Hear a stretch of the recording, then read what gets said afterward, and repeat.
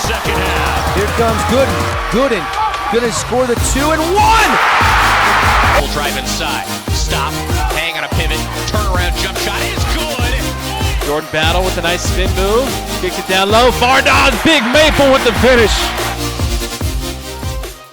What's up, everybody? Another episode of the Straight Outta Whack podcast. I have been a busy man today, editing, publishing, podcasting, and now I get I wanted to say friend because I bought him dinner when we were in Whack Vegas. So Steve Wagner, Las Cruces Sun News, New Mexico State sports plus high school sports right now, beat writer. Kind of a busy time for you with football going on. I mean, I know you're helping with that coverage, high school sports, basketball craziness. I mean, you've been tweeting about the Bahamas trip for the Aggies. How's the summer been? The summer was pretty peaceful up until this last week or so, and then it just kind of turned into the perfect storm. New Mexico State football starting up again. New Mexico State volleyball starting up again. High school football in Las Cruces is starting up again. New Mexico State football probably has as much buzz surrounding it as really as far back as I can remember. They're doing a promotion to try to pack the stadium with as many fans as they can, and I think there's a really good chance that they'll get their biggest crowd out there since 2015. So there's certainly quite a bit going on, and of course, New Mexico State basketball. There's definitely that buzz that a first year head coach has, but as we've seen at a lot of different levels, that buzz usually tends to wear off after a pretty short honeymoon period, just in case things go south. Sorry, guys. I'm watching my 5-year-old right now, and he just comes in and wants to watch Dude Perfect. So anyways, if I shake my head or you see me like looking away, it's because he's in the room. His mom had to work at the office. But I want to ask you about – we'll get to the basketball team here in a minute. How crazy is it – I shouldn't say crazy. The buzz that Mario Mocha has created with the hiring of Jerry Kill for the football head coaching position. Then you got Greg Heyer. And then you got Jody Adams-Birch, who will take over the women's basketball program. I mean, all these coaches have really strong pedigrees, and I feel like that's created a lot of buzz among Aggie fans as well. Yeah, they absolutely do. Greg Heyer, certainly the least known name that Mario Mocha has hired in the offseason. And, I will give Mario credit. I definitely think he's a good AD, and he's made good hires given the resources that New Mexico State has, which quite frankly are, abysmal, to be polite. But New Mexico State has really played into this whole, idea of being second chance you. They've really like almost, unintentional. I don't know if this is intentional or not, but they've fully embraced it really over the last 10 months or so since Jerry Kill was hired in late November. Jody Adams-Birch, she had a lot of issues at Wichita State. She's got quite a checkered background, to say the least. Greg Heyer himself, he does not personally have a checkered past, but he's been associated with a lot of guys who have, had their fair share of issues. Greg Marshall at Wichita State, Chris Jans, obviously, even though it seems that it seems that he's more or less moved on from that and, put that part of his past behind him. Steve Forbes, Larry Eustace, it just connected to that whole tree entirely, even though, like I said, Greg himself does not have any personal conduct issues, and he doesn't have any NCAA violations by any means. And then, of course, there's Jerry Kill, the new head football coach. He doesn't actually have any disciplinary issues or any ethical issues. And as far as I know, he certainly hasn't committed an NCAA violation of any type. But the very obvious question does need to be addressed of his overall health status after he had to retire, or I shouldn't say retire, but step away from football for a time after his coaching stint at Minnesota because of his personal health issues. Right. And so there's certainly kind of a feeling that these were the best hires that Mario Mocha could make in terms of the resources that he had available, and I do agree with that. Although I'm not 100% on board with some of the coaches' ethical pasts, and whenever I say ethical pass, I'm largely referring to Jody Adams-Birch. Yeah, it's I don't know how to word it. It's kind of an interesting dynamic there with it, and I guess in Mario's situation, you take what you can, and I mean, yeah, there'll be a lot of questions to see how it, if when a coach is given a second chance. I mean, we thought you mentioned Chris Jans. He's kind of taken it and run with it and become what he's and moved into the SEC. Kind of put that all behind him. I mean, it's tough to be a coach these days when you have kind of some skeletons, I guess you could say, because obviously social media and other things have kind of made it more accessible to see those kind of things. So it'll be interesting to see how, like you said, with Jody, she responds from her time at Wichita State here at New Mexico State. But yeah, it's interesting the buzz that it's created though among Aggie fans with those 3 hires. Now, I kind of want to add to that. All of these coaches are very capable of winning. They've proven they can get on the court results. Off the court, that's kind of been the ultimate question mark. Chris Jans, certainly, he brought in his fair share of players that had shady past. There's one of his former players, a point guard who a point guard who transferred out of the program. I know that his legal case is still open from whenever he was arrested on a domestic violence charge back in February. I know that case is still open. That they're still going through the legal process for all of that stuff. And then of course, we all know about Teddy Allen's history, and there have been a few issues with other players in the past as well. So it's kind of no secret that this is something that has been going on at New Mexico State for a while, but for what it's worth, they've won. And I think, more and more people are seeing that sports is a business first and foremost. And, a lot of problems get solved really, really quickly if you win a lot of games. And in the last, really the last decade or so in men's basketball, New Mexico State has won a lot of games. So true. I wrote an article about it on WackOosDigest.com about their dominance the other day. So yeah, I 100% agree. Now let's talk about this basketball team. Mike Peake, Chi-Chi Avery, kind of the 2 bigger names that returned. And then the rest of them are newcomers, basically, except Issa Muhammad, DeShandre Washington, both played under Greg Heyer at Northwest, Florida State College. Doc Bradley's a top 30 JUCO recruit. You got Xavier Pinson, you got DeJuan Gordon. And Deuce Benjamin has been really good in the Bahamas. He's kind of made his case that he doesn't want to be redshirted, that he wants to be in that rotation. You've been to some of the practices and you've seen, and we've texted about this. Talk about that length that maybe we haven't seen from previous Aggie squads, I feel like. Yeah, this is an entirely new style of basketball that Greg Heyer is really diving into.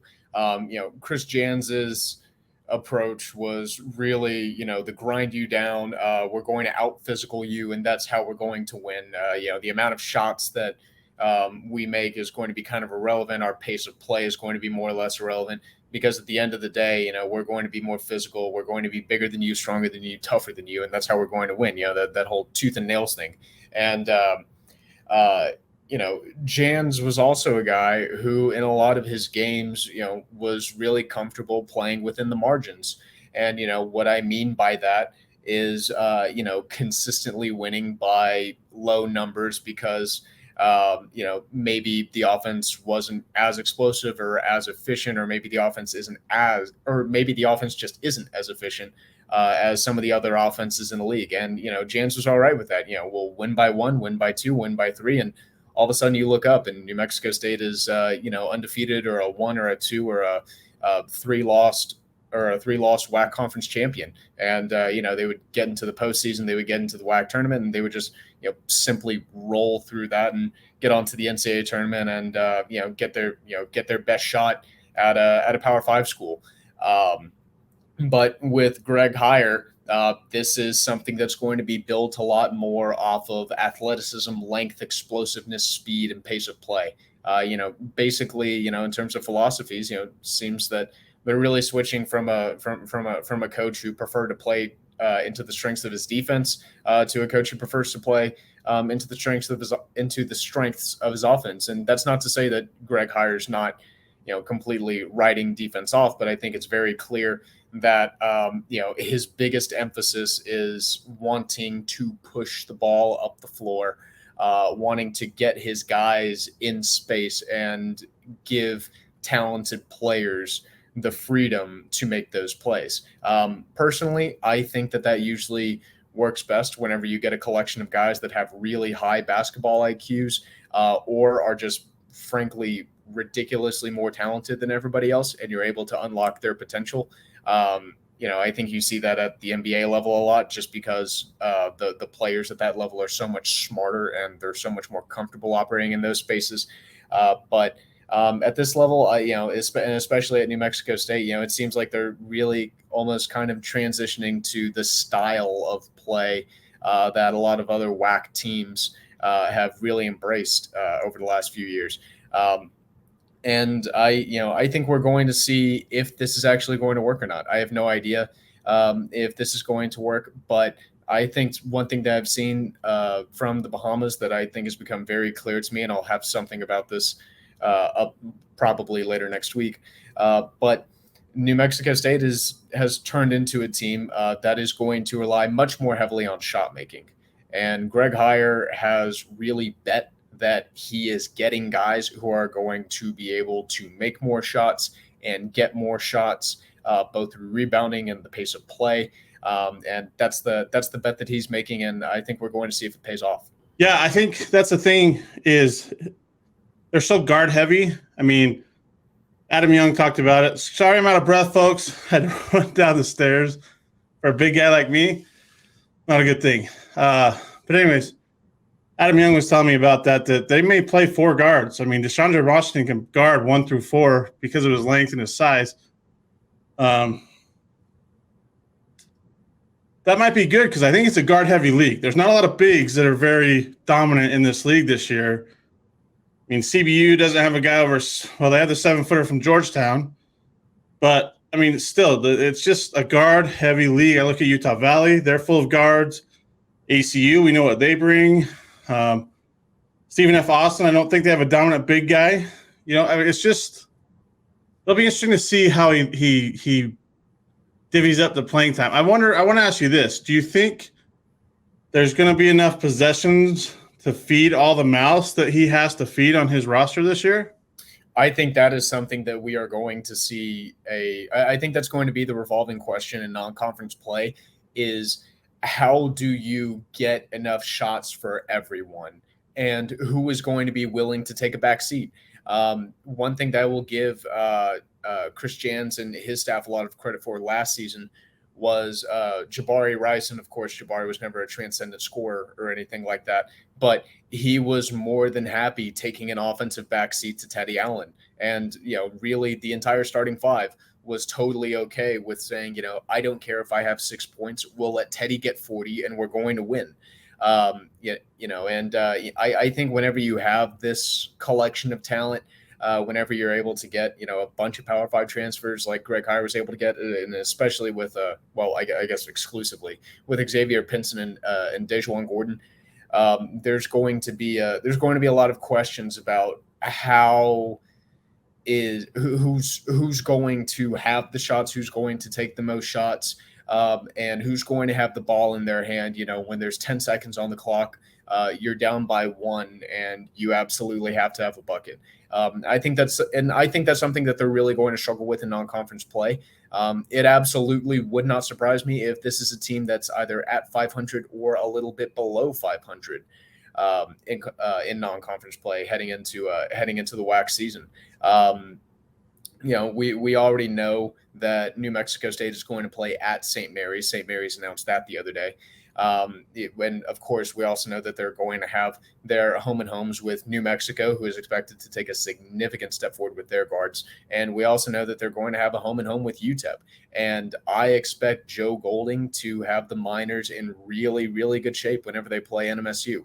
And so I think that there's definitely going to be some bumps and bruises along the way. But, this is kind of fortunate for a lot of these mid-majors and these one-bid leagues is, ultimately, and yes, obviously the WAC is doing some stuff to try to bolster it and to try to make non-conference play more important with their new tournament seeding system. But ultimately, non-conference play is going to be whenever you're able to work out these kinks, because you ultimately know that, frankly, unless you run the table or you finish with 1 or 2 losses, you're probably not going to end up getting an at-large. Yeah, at least right now, yeah, absolutely, because it's just there's not enough quad 1 win opportunities or quad 2 opportunities, and that hurts. I mean, even though teams are trying to do that, you get teams that want to play home games, and nobody's going to come to a WAC school unless you're maybe GC or CBU where you can actually pay them, good money to come to them. But it's all, and the thing is somebody mentioned it, that you coach differently in November and December than you do in January, February, March. So it'll be an interesting dynamic to see. And I remember Aggie fans asked why I thought, when I put out a list of teams that WAC schools are going to play and how they're going to be the underdog in most of them, and Aggie fans are like, well, why do you think New Mexico State's going to be the underdog against UTEP or UNM? And I'm like you, those 2 teams are going to be better. I mean, Joe Golding is a great coach, and he's going to get his guys in there. Richard Patino, I mean, he's a good coach too that's going to get his guys in there. And let's put it this way. It's not like New Mexico State last year, and I know it's a whole different team this year, so we can't compare last year, but it's not like they ran away from UTEP or New Mexico last year. And New Mexico beat them in Las Cruces last year. So it'll be I don't know. You got 2 veteran coaches going up against a rookie coach in terms of Division I experience. So that'll be interesting to see how that plays out in a rivalry game. I don't know. It'll be interesting to see what the Aggies do. The thing is people will probably, pick somebody else to win the WAC because of the new roster. I probably won't, simply because of the pedigree and the fact that nobody's knocked them off. I mean, GCU did the 1 year when there was COVID issues. Cal State Bakersfield beat them in the WAC tournament a couple of years ago on a prayer. So it's like it's hard to write off the Aggies simply because they have a new roster when they brought in a ton of talent.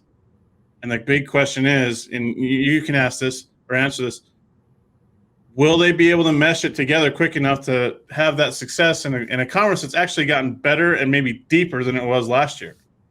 Well, I think a little bit of this is going to depend on their conference schedule. And also, they'll effectively have 2 months to more or less figure this out.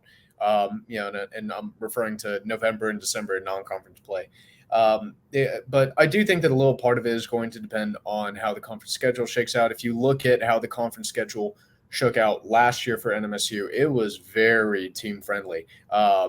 They got Chicago State, they were going to play Seattle for their WAC opener, which at the time we didn't know how good Seattle was actually going to end up being. But then they were taking on Chicago State at home. They were going to Lamar. They were playing at UTRGV. And then their toughest opponent of the first round of conference play, Grand Canyon, they happened to get them at home. And I definitely, I'm not saying that that's everything, but I definitely think it's worth something that they were able to catch these scheduling breaks. I think it would be, much more challenging if New Mexico State has to come out and they have to play Abilene Christian immediately. They have to play Grand Canyon immediately. CBU is probably going to take a significant step forward. If they have to play them right away, that's going to be difficult. So I think it will mesh together. A little part of it is going to depend on what kind of scheduling breaks that New Mexico State can, what scheduling breaks New Mexico State gets. But ultimately, at the end of the day, I think I expect the Aggies to be okay. I haven't totally settled on where I'm picking everybody to finish in conference play yet. I'm going to make that in October. I'm officially going to make those predictions in October. But they certainly have the talent to win the WAC again. Whether they actually do or not is going to be a different thing. And I also think one thing that you really can't overlook is how well Chris Jans prepared his teams to go on the road. Whenever Jans was here in Las Cruces, they played very well they played very well at UNM. They played very well at UTEP. They played. I don't think they lost a game at Grand Canyon until the COVID year. I don't think. And so, the most challenging environments that New Mexico State went to go play in, they were always pretty prepared, and they usually played pretty well, or if not pretty well, they at least played well enough to win. So I think that's going to be another thing that Greg Heyer really has to face in year one, is the question of how well are you going to be able to prepare your team to go play in a challenging road environment. I'm looking at the conference matchups they put out here, and I would argue that out of the team, out of the home and away games that a team has, New Mexico State might have the toughest schedule out of all of them. And I say that because they got ACU, they got Abilene Christian twice, California Baptist twice, Grand Canyon twice, which I love because it's the last year they'll play as conference foes with New Mexico State moving on to Conference USA next year. Seattle twice, Stephen F. Austin twice, and Southern Utah twice. So we can't, there's probably 3, 4, 5 of those 6 teams maybe in the running for a regular season title, and then we can't discount Seattle, who won it last year. Yeah, they lost Darian Trammell, but still, Riley Grigsby's there, Cameron Tyson's there, Kyrie Brown's there. They return almost everybody outside of Darian Trammell. So I don't know. It'll be interesting to see how that plays out. And like you said, how it schedules out, who they get on what weekends, and who that Thursday, Saturday matchup is, because that'll play a lot into it, as we saw last year where, they go to Sam Houston and get beat by 26. And they go to Stephen F. Austin and beat the Lumberjacks, in Nacogdoches.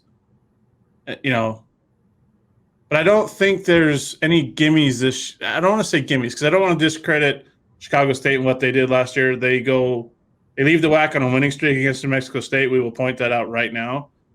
But even UTRGV's gotten a lot better under Matt Feger in his second year. There's no Lamar, who went 0-18 in WAC play last year. I'm not going to talk too bad about them, but to have them and UIW leave before the season started was a huge win for the WAC. I'm not going to lie. Basketball-wise, it was a huge win.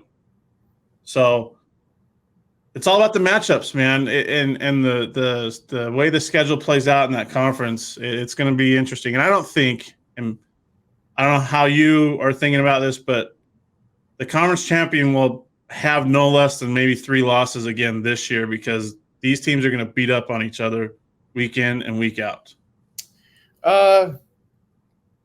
Yeah, I can kind of see that. I definitely don't think that there's a team that's just outright good enough to go undefeated and win the WAC. That's not going to happen. I think New Mexico State can win the WAC. I also think Cal Baptist is very capable. I also think GCU is going to be very capable. I think those are probably going to be the top 3 contenders. And nobody's going to get through this thing, without losing a conference game. And we saw last year the talent level between the schools really shrunk. The gap was not nearly as wide as it had been in years past. We saw last season, SFA was very capable of beating NMSU on any given night. Sam Houston handed it to the Aggies. I mean, flat out embarrassed the Aggies whenever they went out to Huntsville. And then also Grand Canyon, you think about that game at home, or that game that they played against GCU at the Pan Am. I remember sitting there with 10 minutes left thinking New Mexico State is going to lose this game. Grand Canyon is going to win. They're going to straight up beat the Aggies in Las Cruces in front of this crowd of 12,000 fans that are all pumped and psyched for the whiteout, and that's going to be absolutely massive. Then a few breaks happen. New Mexico State ends up running away with it. The margins of talent are not nearly as wide, and I think with New Mexico State playing into this more modern style of basketball that really revolves around the idea of having 5 guys on the court who are all universal playmakers, it opens itself up to have the potential to really, really dominate teams if things are clicking. But if things aren't, I would not be surprised if NMSU gets blown out. I really would not be surprised if we see the Aggies just really get it handed to them at some point in conference play. And that's not discounting what I think this team is capable of at all. But a first-year head coach, into almost an entirely new staff, and a roster that only returns 2 players. There's a lot of firsts here, and I don't think it would be an understatement to say that I think this team might struggle in year one. I mean, Rick Pitino was like 500 in his first season at Kentucky. 2 years later, he went to the national championship. I don't think that this is going to be a cakewalk by any means, but I also do expect them to have at least some degree of success. That's Stephen Wagner at Stephen Wag 22 on Twitter. Stephen, I got one last question. As a college football fan, as a Longhorn alum, is Texas back this year? We're going to manifest it into existence. Mark Manning is our savior. Oh, we'll see what happens. Steve Sarkisian's an offensive genius, but he's got to figure out his defense. So we'll see what happens. Follow him on Twitter, at StephenWag22. Everybody, thanks for being involved this week as we brought you Aggie Up Week, talking Aggie basketball, both men's and women's. Both teams have new head coaches, new cultures, new everything for the Aggies as they prepare for the final season in the WAC, headed to Conference USA next year. Everybody, enjoy the rest of your weekend. Thanks for listening to the Straight Outta WAC podcast. You can find us on Apple Podcasts, Spotify, and other podcasting platforms. Be sure to subscribe so you never miss an episode. Remember to follow us on Twitter at WAC Hoops Digest and Facebook under WAC Hoops Digest for all your WAC Hoops news and information.